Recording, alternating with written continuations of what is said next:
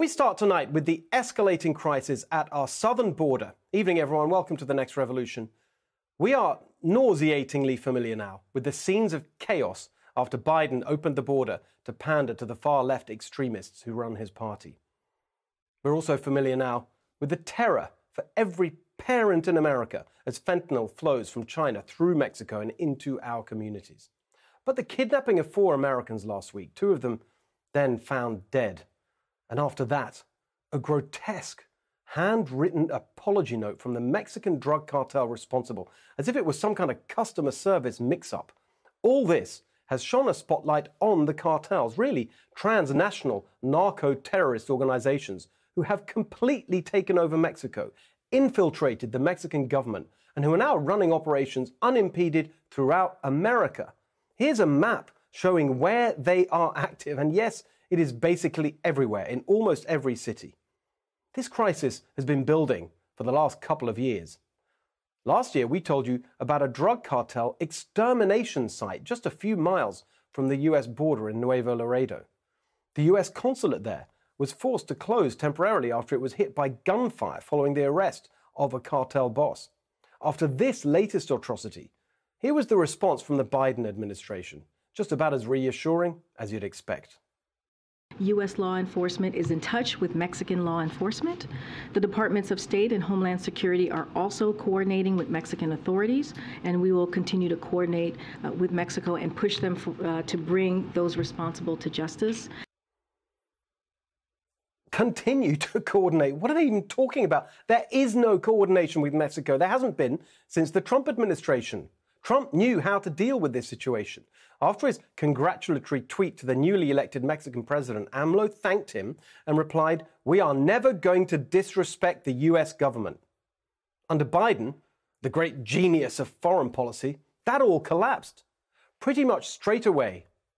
Just before our 2020 election, former Mexican Defense Minister Salvador Cienfuegos Cepeda was arrested by the DEA in Los Angeles on drug trafficking and money laundering charges.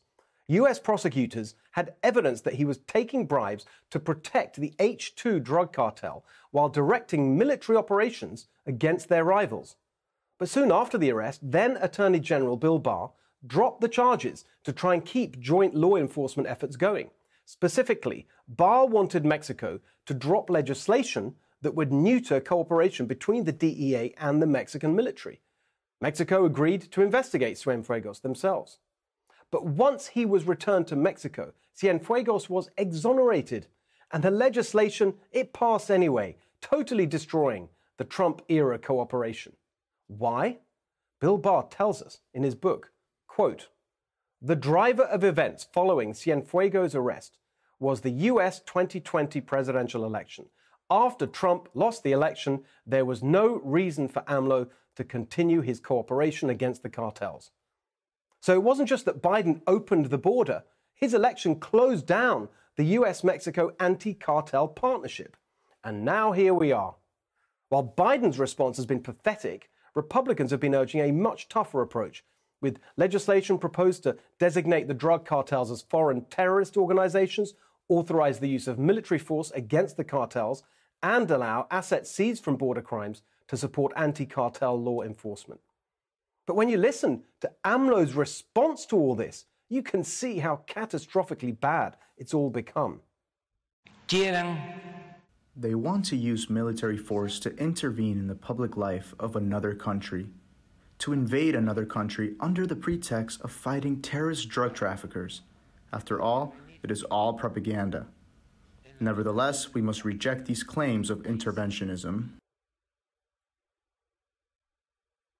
And then he even issued this threat to Republicans directly. Nada más. I would like to just tell them that they either change their treatment of Mexico, or from today, we will start an information campaign in the United States so that all Mexicans, our fellow countrymen, know about their aggression by the Republicans against Mexico, and if they continue with this attitude, we will insist not one Mexican or Hispanic vote.